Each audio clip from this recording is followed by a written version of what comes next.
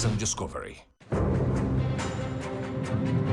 No início dos anos 1970, a tranquila cidade litorânea californiana de Santa Cruz entraria em pânico. Um dia haveria o pedaço do corpo de alguém em algum lugar ou boiando no mar. Jovens mulheres foram violentadas, assassinadas e mutiladas. Ele pegou um saco com os pedaços do corpo e jogou bem longe. E durante o tempo todo, o ardiloso assassino estava debaixo do nariz dos policiais que o perseguiam. Ele tinha uma ótima personalidade, era uma pessoa agradável.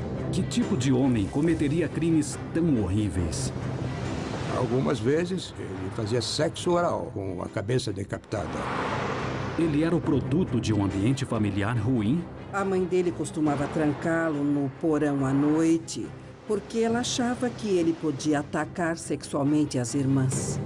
Ou era o açougueiro de meninas, que nasceu para matar? Ele explodiu. Uau!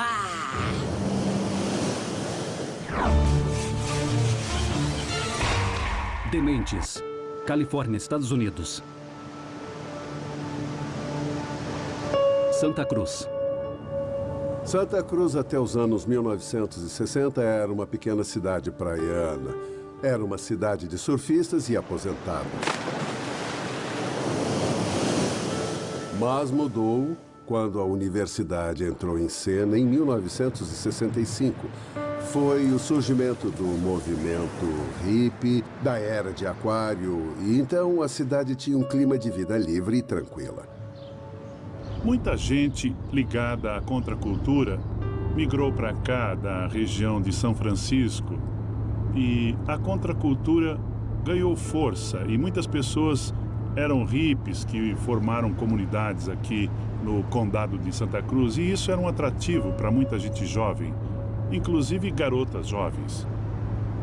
As pessoas vinham de todas as partes do país para viver aquele estilo de vida livre e libertador.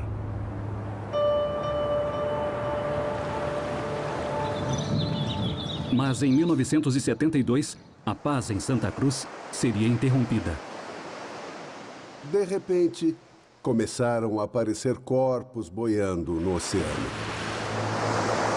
Eram descobertas assustadoras. E muitas pessoas na cidade pensaram: o que está acontecendo com o nosso paraíso? Recebíamos muitas denúncias de pessoas desaparecidas. Ficou claro que alguém estava matando garotas jovens que pediam carona. A estudante universitária de 18 anos, Anita Luquessa, desaparece. A cabeça foi encontrada na montanha. Encontraram só a cabeça, não havia corpo. Marianne Pass, universitária e talentosa esquiadora de 18 anos, desaparece. Foi uma época muito confusa para os investigadores de homicídios. A bailarina de 15 anos, Aiko Ku, é raptada. Parecia que o mundo havia enlouquecido. Cindy Shaw, de 18 anos, que trabalhava como babá para pagar a faculdade, desaparece. Eu me lembro que na época todo mundo queria pegá-lo. Queriam tirá-lo das ruas, pegá-lo e jogá-lo na cadeia. A mídia apelidou o assassino misterioso de The Co-Ed Butcher, o açougueiro de meninas. Sempre que víamos alguém com menos de 18 anos pedindo carona, nós levávamos a jovem para o reformatório. Isso causou muitos protestos, porque estávamos violando o direito delas de pedirem carona. Mas, na verdade, estávamos apenas tentando salvar suas vidas. Os crimes continuaram. Rosalind Thorpe, de 23 anos, desaparece do campus de Santa Cruz. Sempre que informava o desaparecimento de uma pessoa, tínhamos receio que ela seria mais uma vítima de homicídio. E a estudante de 21 anos, Alison Liu, desaparece para sempre. Nem imaginávamos quem estava fazendo aquilo. Eles não sabiam o que estava acontecendo e casos de homicídio indiscriminado são extremamente difíceis de solucionar porque não existe padrão ou motivo. Já que na cultura da época, havia muita droga rolando entre os jovens e também o chamado movimento hippie. Eu acho que Imaginávamos que os crimes estavam individualmente relacionados com isso. Em abril de 1973, durante uma investigação rotineira de armas de fogo, o investigador Mickey Aluf ficaria frente a frente, não com um hippie doido e drogado, mas com um jovem conservador de cabelo curto, conhecido pelos policiais. A delegacia onde eu trabalhava na época recebeu uma lista das pessoas que haviam comprado armas recentemente. Um dos agentes trouxe para nós uma ficha criminal e disse: esse homem tentou comprar uma arma.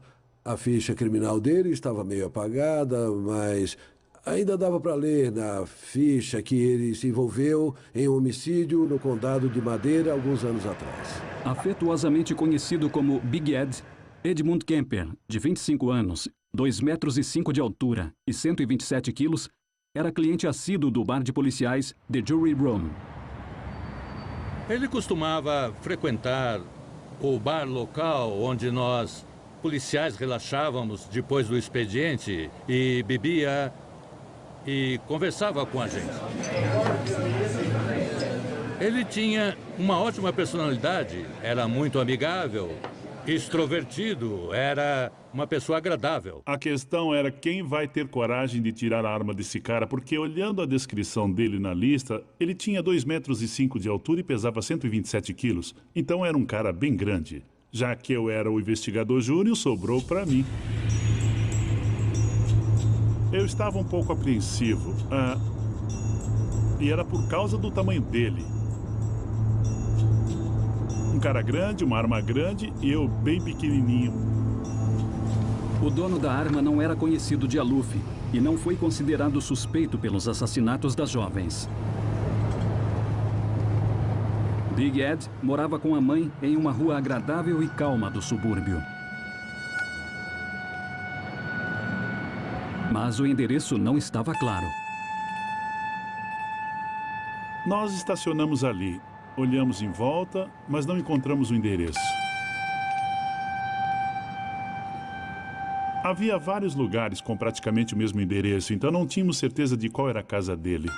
Nós estávamos, se eu me lembro bem, mais ou menos neste local aqui, quando um carro apareceu na curva e estacionou onde está aquele carro.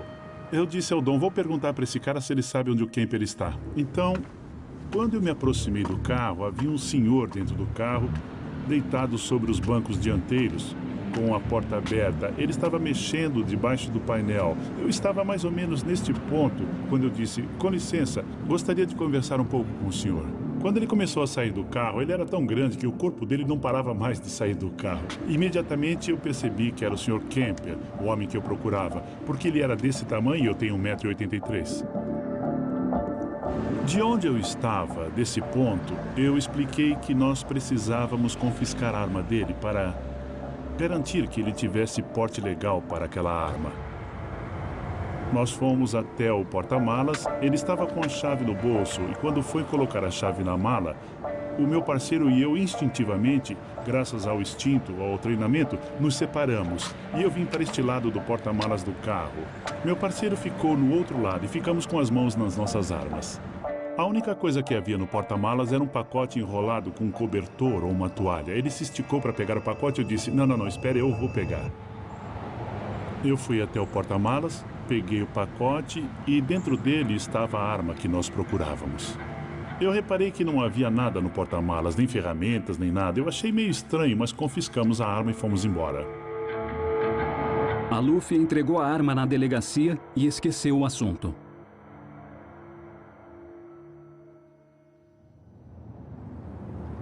Duas semanas depois, às 5 horas da manhã, o policial Jim Conner está no turno da noite, quando ele ouve um colega receber a ligação do dono da arma. Já que eu conheci o Ed, eu atendi o telefone e começamos a conversar, mas eu percebi que havia alguma coisa errada. Ele estava em Pueblo, no Colorado. Estava falando de um telefone público e estava sem dormir há muitos dias. E me disse que havia feito algo muito ruim. Ele disse que havia assassinado a mãe e uma amiga dela. Ele disse que elas estavam na casa dele e me perguntou se eu conhecia o Mickey e a Luffy. Eu respondi que sim. Então ele disse, é difícil encontrar a minha casa, mas o Mickey sabe bem onde eu moro, porque ele passou lá para confiscar a minha arma. Os policiais entram em contato com o investigador Luffy em sua casa. Eu fiquei lá, recebendo várias informações e fornecendo várias informações. E eu tive uma sensação estranha, como se todo o meu sangue estivesse se esvaindo do meu corpo. Então eu pensei, meu Deus, isso não é real. Um dos delegados quebrou a janela traseira que fica no outro lado dessa porta de correr. Depois, nós olhamos para ver se localizávamos os corpos. No armário, nós encontramos um lençol com fios de cabelo e sangue. Depois, Big Ed faz uma confissão surpreendente. Ele conversou com Jim Connor pelo telefone e comentou que havia matado aquelas jovens. Levado sob custódia, Edmund Kemper, de 24 anos, revelaria uma história extraordinária e repugnante. Investigação Discovery. Santa Cruz, Califórnia, Estados Unidos. No começo dos anos 1970, o refúgio litorâneo californiano de Santa Cruz foi abalado pelo desaparecimento misterioso de uma série de jovens universitárias e várias descobertas terríveis. Então, em abril de 1973, Edmund Kemper, de 24 anos e 2,5 metros de altura, inesperadamente confessou que era o famoso açougueiro de meninas e que era o autor dos 10 assassinatos atribuídos ao açougueiro.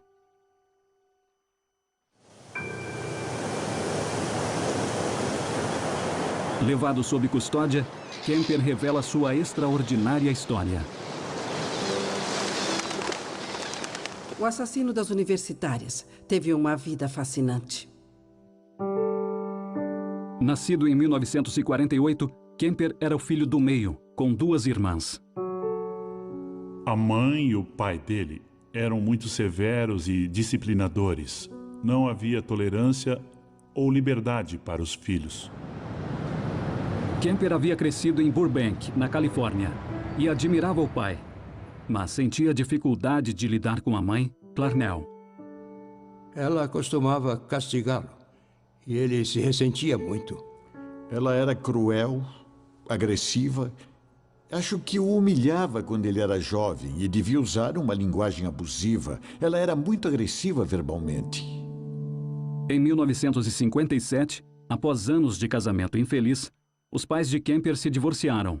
Ele tinha 9 anos. Clarnell, Kemper e as 2 irmãs se mudaram. Edmund Kemper já se comportava de maneira estranha. Ele apresentava sinais de várias patologias quando criança. Ele cortava a cabeça das bonecas das irmãs.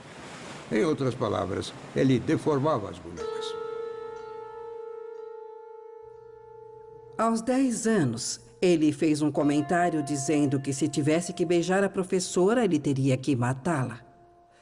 E quando pensamos num garoto de 10 anos de idade, tendo um raciocínio como esse, começamos a imaginar qual seria o problema dele. O jovem Kemper desenvolveu uma violenta vida fantasiosa. Ele parou de mutilar bonecas e começou a machucar animais. Ele admitiu que uma vez enterrou um gato vivo e depois desenterrou o corpo para brincar. Existem muitos assassinos sexuais em série com o histórico de terem matado gatos, torturado gatos, atormentado gatos. Por que gatos? Porque os gatos são um símbolo feminino. Kemper mostrava sinais de alerta, que o FBI considera comuns entre muitos assassinos em série. Basicamente, estamos falando de um garoto que se interessava por fantasias repugnantes, destrutivas e violentas antes da adolescência. Estamos falando de um indivíduo com pais separados, com uma mãe fria e distante, um pai ausente por causa do divórcio ou por abandono. Ele costumava torturar animais. Podemos identificar certos padrões. Kemper ficou mais alto, forte e estranho. A mãe costumava colocá-lo no porão e trancá-lo lá durante a noite, porque ela achava que ele poderia atacar sexualmente as irmãs. Ele disse que o porão tinha um beliche, um saco de dormir e uma lâmpada pendurada no teto, só o soquete e o fio pendurado. Com certeza foi uma época difícil na vida dele, assustadora. Ele ouvia os ratos andando durante a noite, esse tipo de coisa. Quando adolescente, Kemper deixou a mãe e foi para Los Angeles para procurar o pai que ele idolatrava. Ele tinha esperança de voltar a morar com o pai, mas ele me contou que quando chegou lá, foi rejeitado pelo próprio pai. Kemper foi levado para morar com os avós paternos, em uma fazenda distante. Então, as fantasias violentas do adolescente problemático se tornariam realidade pela primeira vez. Ele descobriu que a avó era autoritária e disciplinadora, assim como a mãe. O avô dele saiu para fazer compras, algo assim, e ele pegou um revólver calibre 22 e matou a avó.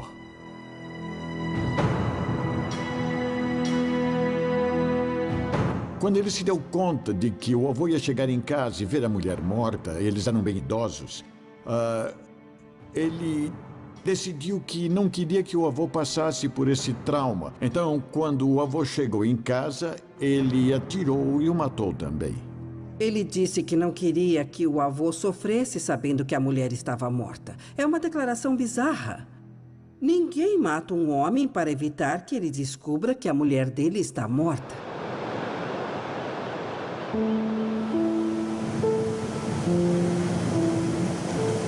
Kemper foi diagnosticado como esquizofrênico paranoico e enviado ao Hospital Estadual Atascadero. O lugar onde ele foi internado foi muito prejudicial para ele. Com certeza, ele aprendeu várias coisas ruins. O Dr. William Schamberger fazia parte da equipe do hospital. Naquela época, nós tínhamos 1.600 pacientes lá no hospital. Provavelmente devia haver dezenas de pessoas que cometeram homicídio. Havia 800 agressores sexuais portadores de distúrbios mentais, mas a nossa equipe de psicologia só tinha umas 10 pessoas. Apesar de não ser o terapeuta de Kemper, Schamberger mantinha contato regular com ele. Ed era um homem inteligente. Isso ficava óbvio quando conversávamos com ele. Ele era um paciente modelo. O amável Kemper logo se tornou um assistente de confiança da equipe de psicologia, que lidava com centenas de agressores sexuais. Ele tinha acesso aos registros dos pacientes que descreviam em detalhes os métodos usados nos crimes cometidos e técnicas de enganação. Vale lembrar que ele tinha 15 anos quando foi internado no hospital e ele ainda não tinha nenhuma experiência sexual. Geralmente observamos que a criança vai em busca dessas fantasias violentas e na adolescência o fator sexual entra em cena. E elas têm fantasias sexuais que se desenvolvem e as levam a usar as pessoas como objetos em vez de parceiras. Eles querem fazer alguma coisa na pessoa e não com a pessoa. Ele tinha uma vida fantasiosa. Ele declarou que se masturbava inúmeras vezes durante o dia quando estava no hospital psiquiátrico. Na posição de assistente, Kemper tinha acesso aos testes psicológicos dos pacientes. Kemper era muito inteligente. Ele sabia o que um psiquiatra ou psicólogo queria ouvir. Ele conhecia os critérios dos diferentes diagnósticos. Eles o trataram e imaginaram que o haviam curado. Depois de 5 anos no hospital psiquiátrico, Kemper, então com 20 anos e 2,5 metros de altura, foi liberado. Santa Cruz, Califórnia, Estados Unidos. Além disso, quando ele recebeu alta, foi encaminhado ao sistema judicial juvenil com a orientação de que não o deixassem viver com a mãe. Infelizmente, eles não seguiram esse conselho e ele acabou indo morar com a mãe. A vida social dele era muito inadequada, como ele descrevia. Ele não se sentia à vontade na companhia de mulheres, então devia ser solitário. Ele era jovem, tinha 21, 22 anos e provavelmente nunca havia namorado na vida. Ele devia sentir interesse e necessidade de se relacionar com mulheres. Mas o que ele podia falar sobre si mesmo? Que eu matei meus avós e morei em um hospital psiquiátrico nos últimos 5 anos da minha vida? Eu nem imagino como deve ter sido difícil para ele. Isso não justifica nada, mas eu acredito que descreve a situação dele. Então ele começou a dar carona para as garotas, acabou assassinando algumas e fez coisas piores algumas vezes. Sob custódia, Kemper revelaria aos investigadores o horror de seus crimes extraordinários em detalhes meticulosos e explícitos. E eu me deparei com uma complexa e grave série de patologias sexuais no caso de Kemper.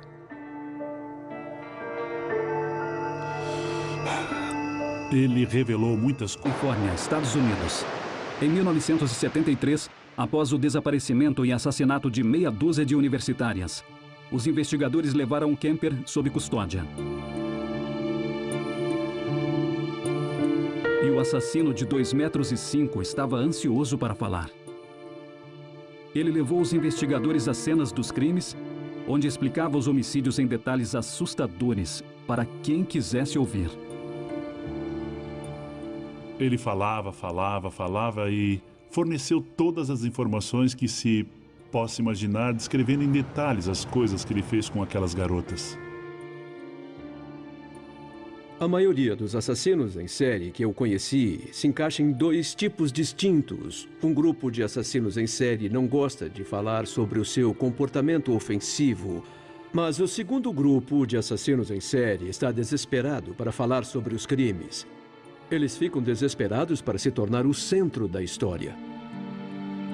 Ele revelou muitas coisas perturbadoras. Os investigadores descobriram que Kemper levou meses para desenvolver sua estratégia de sedução.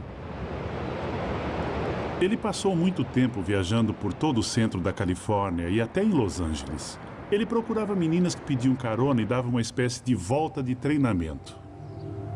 Conforme ele passeava com as garotas de carro, ele olhava elas e imaginava que passava as mãos nos seios delas, porque ele sentia curiosidade sexual por elas. Após inúmeros passeios, Kemper ensaiou seu personagem inocente e aperfeiçoou seus planos. Só então ele se sentiu confiante para pôr em prática suas fantasias. Berkeley, Califórnia, Estados Unidos. Em 7 de maio de 1972, Kemper deu carona para 2 amigas de 18 anos, Mary Ann Pesce e Anita Luquessa, perto do campus da universidade em Berkeley. Elas entraram no carro, ele partiu e imediatamente disse para elas: "Oh, acho que a sua porta não fechou direito." Ele era um cara grande, alto, ele alcançava tranquilamente o outro lado do carro. Ele abriu e fechou a porta, e depois colocou um protetor labial atrás do mecanismo da trava. Então, se elas ficassem com medo e quisessem sair, o protetor labial seguraria a trava. Kemper as levou para um lugar afastado. Ele disse aos investigadores que apontou uma arma para as garotas e trancou Anita dentro do porta-malas. Depois, ele entrou no carro e esfaqueou Mary Ann até ela morrer.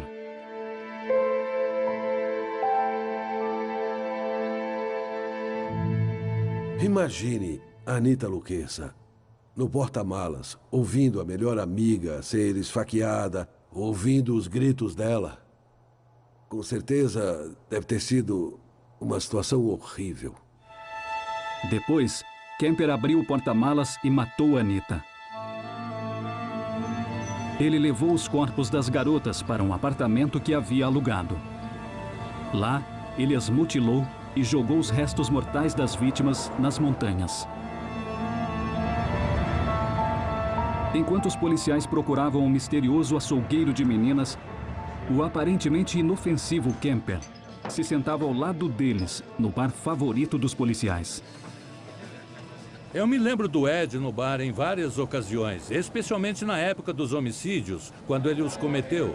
Ele entrava no bar e bebia algumas cervejas com os policiais. Era um cara agradável. Enquanto ele estava com os policiais, ele devia ficar pensando: aqui estou eu, um assassino em liberdade, e eles não sabem nada sobre isso. Eles me aceitam com prazer e eu faço parte da turma. Ele era uma espécie de tiete dos policiais e é a melhor maneira de descrevê-lo.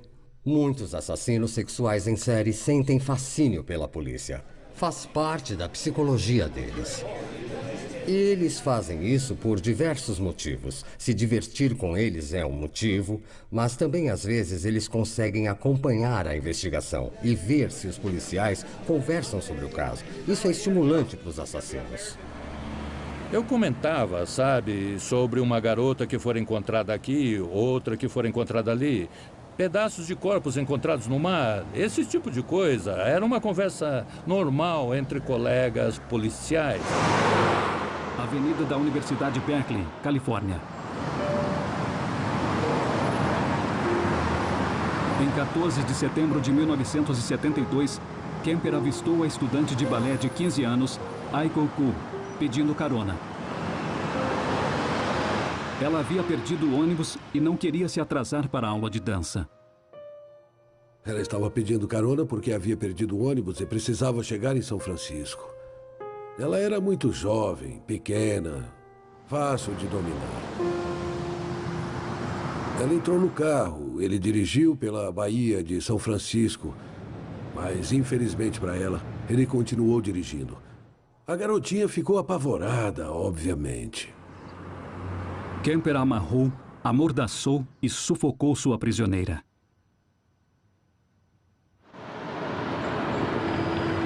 Mas só quando Kemper levava o corpo das vítimas para casa, ele conseguia satisfazer por completo suas fantasias doentias.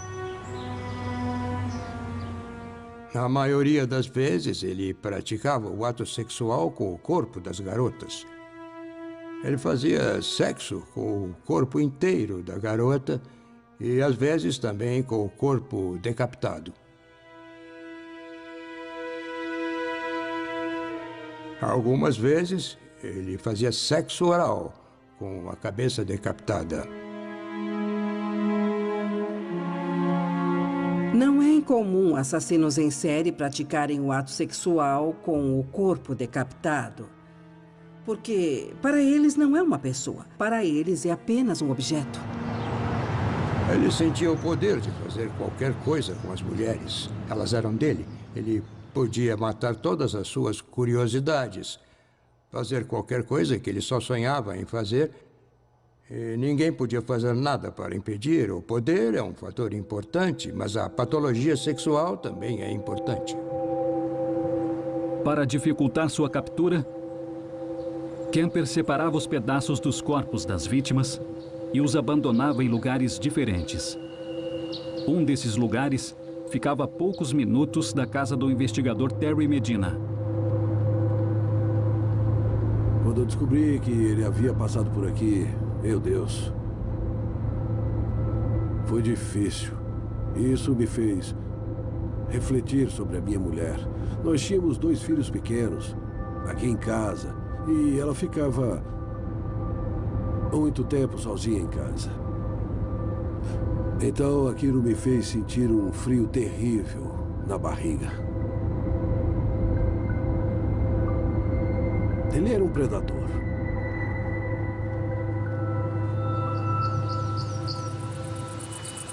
Bom, esse aqui é aproximadamente o lugar onde Kemper estacionou o carro.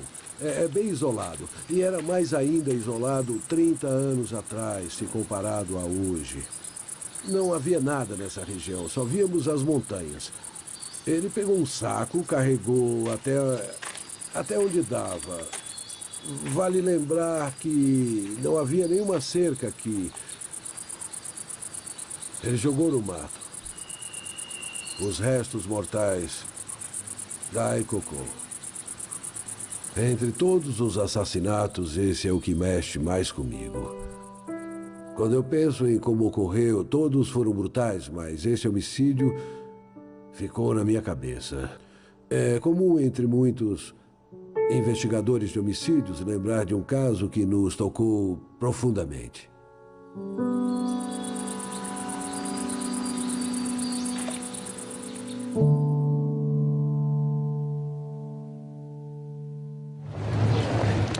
Kemper ainda tiraria a vida de mais 3 garotas que pediam carona. Rosalind Thorpe, de 23 anos. Alison Liu, de 21 anos. E Cindy Shaw, de 18 anos, que era babá dos filhos do policial Jim Conner. Ela era jovem e precisava de dinheiro como qualquer pessoa. Era muito simpática e, sabendo que ela era estudante na universidade, nos sentimos seguros e confiamos que ela cuidaria de nossos filhos.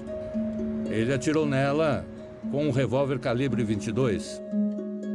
Kemper levou o corpo de Cindy para o seu quarto, na casa da mãe. Ele mutilou o corpo dela, mas na cabeça dele havia um relacionamento entre os dois. Ele gostou dela, então guardou a cabeça. Kemper contou aos investigadores que escondeu a cabeça de Cindy no quintal da mãe, debaixo da janela do quarto dele. Enterrou a cabeça dela a 50 centímetros de profundidade no quintal, virada para a janela do quarto. Então, na cabeça dele, ele mantinha uma relação.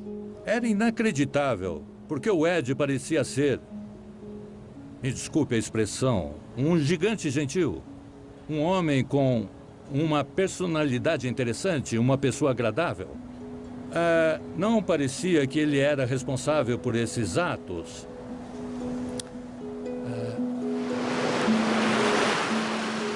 Além dos assassinatos dos avós, Kemper tirou a vida de 6 mulheres jovens. E depois, ele cometeria o assassinato que sonhou durante toda a... Em março de 1973, Kemper, de 2,5 metros de altura, raptou e assassinou 6 garotas jovens sem despertar suspeitas. Mas em abril, uma visita rotineira do investigador Mickey Aluf para confiscar uma arma de fogo fez Kemper entrar em pânico involuntariamente. Depois de todo aquele sufoco no qual eu tirei a arma dele, ele teve a impressão de que eu estava brincando de gato e rato com ele. Ele achou que estávamos brincando, como se soubéssemos que ele era o assassino. Kemper ficou preocupado que sua mãe ficaria sabendo de seus atos. Ele não queria que ela se sentisse constrangida pelas coisas que ele fez. Então, Kemper decidiu cometer o crime que ele fantasiava desde que era criança. Ele acordou às 4 da manhã, pegou o martelo, foi até o quarto da mãe e bateu com o martelo na cabeça dela várias vezes. Foi um assassinato bem sujo. A mãe de Kemper teria o mesmo destino das jovens universitárias. E pior. Ele cortou a cabeça da mãe e colocou o pênis na boca dela. Ele colocou a cabeça em um manto em cima da lareira e gritou sem parar com ela. Ele chegou a jogar dardos no rosto dela. Ele falou sobre as vezes que ela gritou com ele, deu bronca e o deixou de castigo. Ele cortou as cordas vocais dela e tentou destruí-las no triturador de lixo da cozinha, na pia. porque ela o castigava usando as cordas vocais, e isso era, com certeza, o seu maior trauma. Com medo que a morte da mãe fosse descoberta pela melhor amiga dela, Kemper a convidou para vir à sua casa, a matou e depois fugiu.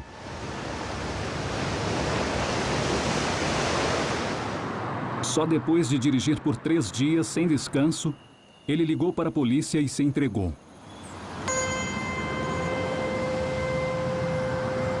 O investigador Medina foi enviado à casa da mãe para analisar a cena do crime. Quando nós chegamos, não havia nada fora do lugar. Parecia apenas que alguém havia saído de férias. Nós viramos o colchão e, claro, estava ensopado de sangue. E havia um bilhete lá. Ele deixou um bilhete dizendo: me desculpem pela bagunça, mas eu estava sem tempo. Foi a primeira vez na minha carreira, e eu sou investigador há 43 anos, que o suspeito deixou um bilhete para a polícia. Os corpos da mãe de Kemper e da melhor amiga dela foram cuidadosamente escondidos em 2 armários.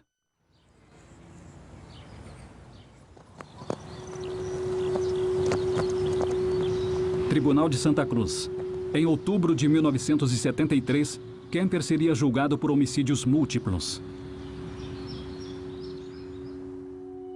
Tanto a promotoria quanto a defesa procuravam a resposta para a pergunta que todos faziam. Por que esse homem grandão, simpático e agradável matou todas essas pessoas? O investigador da defesa, Harold Cartwright, passou mais de 100 horas interrogando Kemper. Eu nunca me senti ameaçado em nenhum momento pelo grandalhão de 127 quilos e 2 metros de altura. Ele era um homem enorme, mas parecia mais um gigante gentil. Mas o comportamento de Kemper com o sexo oposto era bem diferente. Cameron Jackson, na época estudante de psicologia, foi chamada para fazer um teste de personalidade com ele. Eu era a única pessoa na sala, junto com ele.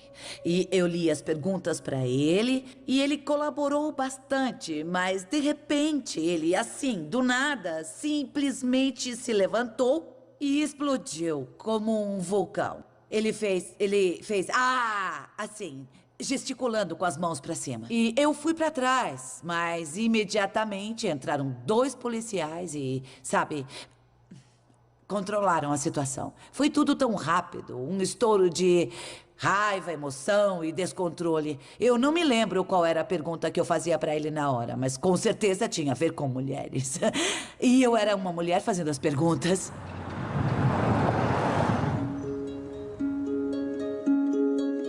No tribunal, a gravação com a confissão de Kemper foi reproduzida para que todos ouvissem.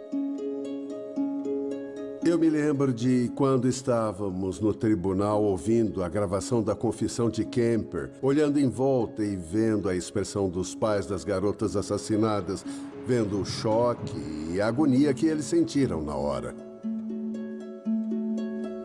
Na cobertura que fizeram desses crimes terríveis, o aspecto mais negligenciado foram as vítimas. Citaram brevemente o nome delas. Todas elas eram jovens universitárias, estavam começando suas carreiras. Muitas sonhavam em formar uma família, mas tudo isso foi perdido quando finalmente o assassino apareceu e raptou todas as garotas. Que tragédia terrível. Cada família daquela teve uma jovem garota que foi raptada e assassinada. Essas tragédias estão tão vivas hoje quanto estavam em 1972. Em 8 de novembro, Kemper foi considerado culpado por 8 homicídios dolosos e condenado à prisão perpétua.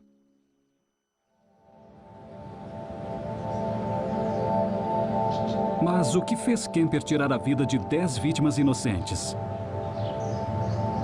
O motivo foi o lar familiar despedaçado e o suposto abuso emocional da mãe? Ou ele simplesmente nasceu para matar?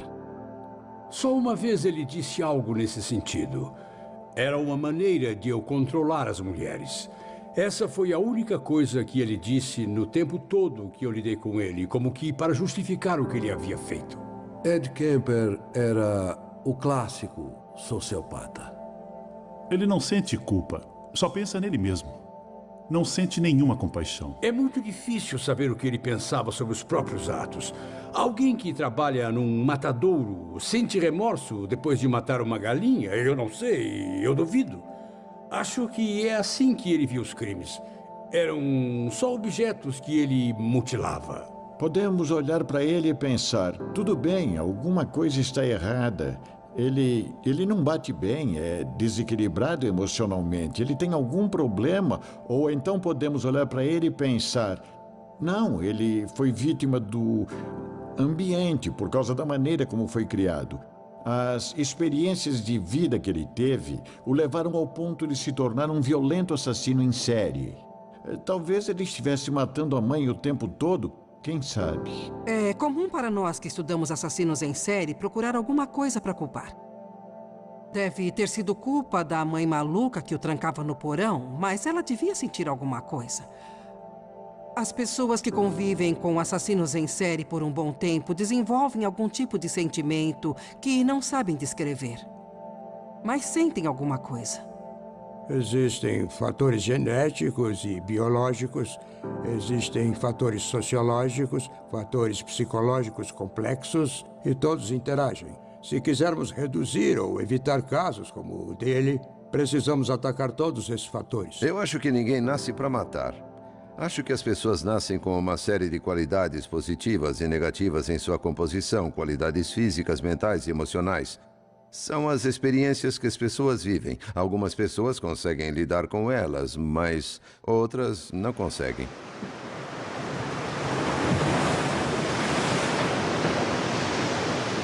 Muitos anos depois de Kemper ser preso, um pacote foi entregue na casa do psiquiatra, Dr. William Schamberger, que havia sido amigável com o adolescente Kemper.